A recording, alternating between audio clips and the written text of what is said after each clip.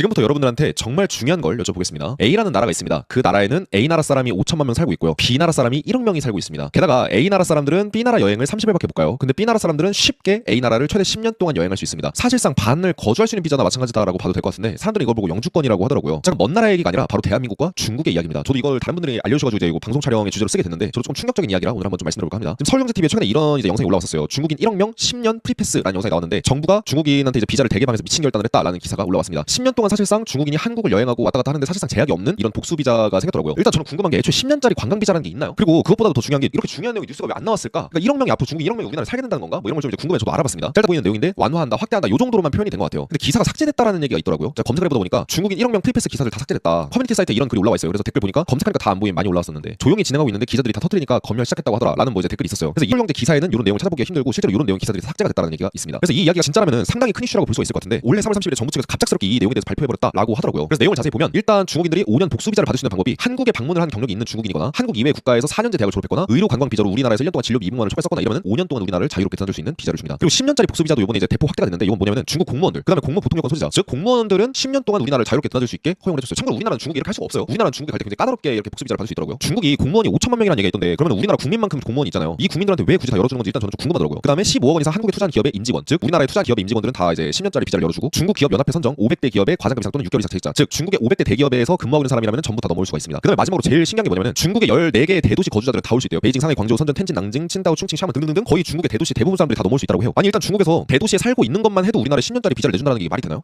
그래서 이거 맞나? 뭐 이런 생각이 좀 저는 들고 사실상 한국 관광이 아니라 점령 수준이라고 봐도 될 정도의 어떤 이런 이슈인 것 같아요. 자 그래서 계속 말씀드리면은 참고로 중국 공산당원이 이번에 1억 명을 돌파했습니다. 인구의 7%에 해당을 하고 중국에서만 공산당원 1억 명 정도가 있어요. 근데 재밌는 사실 중에 하나는 뭔지 아세요? 이거는 이제 중국 이제 회사법에 따라서 중국의 기업들 중에 3인 이상 정도 되는 기업들은 전부 중국 공산당 조직이 있습니다. 중국 공산당의 당 위원회가 회사 내에 설치가 되어 있고 이 회사들은 중국 공산당의 의견에 따라서 회사의 조직에 대한 어떤 의사결정을 수립을 해야 되는 이런 의무가 있어요. 즉 중국 기업들은 다 공산당이라고 보시면 돼요. 이게 이제 굉장히 큰 문제인 거고 두 번째 문제는 뭐냐면은 중국 국가정보법의 내용을 보면 모든 국민이 사실상 스파이입니다. 왜냐면은 중국의 국가정보법 내용을 보게 되면 국가가 강제로 일반인과 첩보원을 가리지 않고 보안 스파이 활동에 동원하는 총력 체제를 갖추고 있다 이렇게 얘기하는데 중국 국가정보법에서는 무조건 중국에서 요청을 하면 중국 공산당이 원하는 것에 협조를 하게 법이 설계가 되어 있습니다. 사실상 민간인도 언제든 공산당에 협조할 법적 의무가 존재를 해요. 즉 우리나라에 지금 놀러 온다고 하는 이 중국인분들이 공산당의 어떤 임무를 수행하게 되면 바로 그 자리에서 스파이가 되는 겁니다. 즉 안보와 즉각 연결되는 이슈라고 볼 수가 있을 것 같은데 김대중은 간첩입니까? 북한 간첩입니다. 간첩부터 무슨 민족 간첩단다. 국민이 이걸 알아야 돼. 전직 CIA 의원 마이클 리가 국민들이 몰랐던 김대중의 충격적인 실체를 폭로해버리는데 김대중이는 맞들고 박정희 대통령은 총으로 쏴 죽이고 내가 김대중이 이렇게 국민들은 막연하게 김대중을 빨갱이라고 그 정도로 말할지 얼마나 지독한 빨갱이를 국민들이 몰라요. 그렇게 보내면서 김대중이 왕이야. 김대중이 대통령이 취임 이후로 대한민국의 안기부 국정원은 대한민국의 정부 기관이 아닙니다. 북한 대남 공작의 남조선 연락상 완전히 판첩된 요구를 조직이 돼버렸습니다. 예. 안기부의 대공요원 581명, 경찰 산하의 대공요원 2,500명, 공안검사 40명 전부 해고를 시킵니다. 그리고 안기부 직원 300명 또 추가로 해고를 시킵니다. 대한민국 국가정보를 다루는 안기부는 완전히 마비시켜버립니다. 안기부를 국정원으로 이름을 바꿉니다. 그때부터 국민은 김대중이가 빨갱이라는 걸 알고 있었는데도 정부가 그걸 다 막아버리고 김대중은 민주투사로 바뀝니다.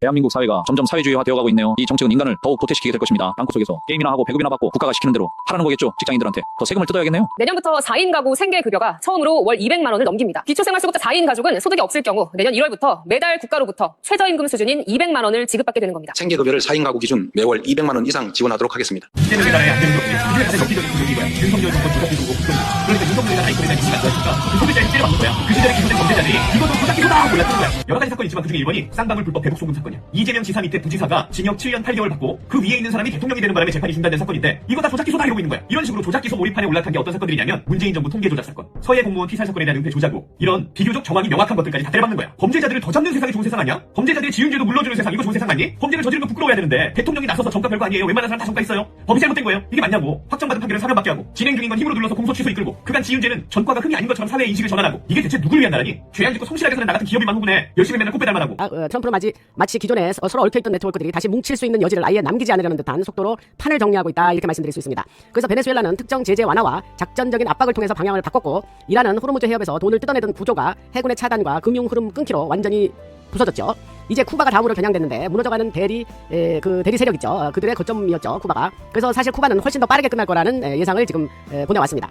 그래서 이란이 마무리되면 제가 그랬죠. 이란 작전은 완전한 승리라고 석세스라고 그랬어요. 성공적인 승리입니다. 그래서 일반 미디어에서 전쟁을 지고 있다 이런 거 완전 그거는 100% 가짜 뉴스입니다. 미국의 군사 역사 사상 이번에 이란 작전처럼 성공하고 이렇게 임페커블하다는 것은 완전히 거의 완벽한 작전이었고, 그래서 지금 트럼프 대통령의 이 작전을 하는 속도를 보면 베네수엘라 먼저 처리했죠. 그다음에 이란 바로 지체하지 않고 바로 이란 가서 때렸죠. 그다음에 바로 이란은 이제 거의 끝나가고 뭐 완전히 뭐 마무리 안 져도 지금 뭐 호르무즈 봉쇄하면서 그냥 뭐 시간을 뭐 끌을 수도 있어요. 대통령. 왜냐하면 대통령은 나땡 투 루즈. 미국은 지금 뭐 잃을 것이 없습니다. 깊게 전쟁 들어가지도 않아요. 그리고 뭐 그래서 이란 다음에 그럼 쿠바 이런 식으로 베네수엘라, 이란, 쿠바 요 순서대로 거점들을 정리하고 있는 것입니다. 그래서 이 거점들이라는 거는 뭐 허브인데요. 그냥 거점이라고 저는 그냥 번역했어요. 그래서 이 거점들은 단순한 어떤 지역만을 얘기하는 게 아니라 돈이라든가 영향력, 그 다음에 혼란을 만들어내는 역할을 이란은 중부사령부 센캄 소속이고, 그 다음에 쿠바는 남부사령부 소속인데 그 남부사령부에서 뭐라고 지금 최근에 말을 했냐면 말로는 이랬어요. 전면 침공 계획은 없어 이렇게 발표를 했어요. 그렇지만 해군과 공군이 배치되고 실제 그들이 지금 일사불란하게 앞으로의 쿠바에 대한 작전에 대해서 움직이고 있다 이런 지금 소식이 나와 있습니다.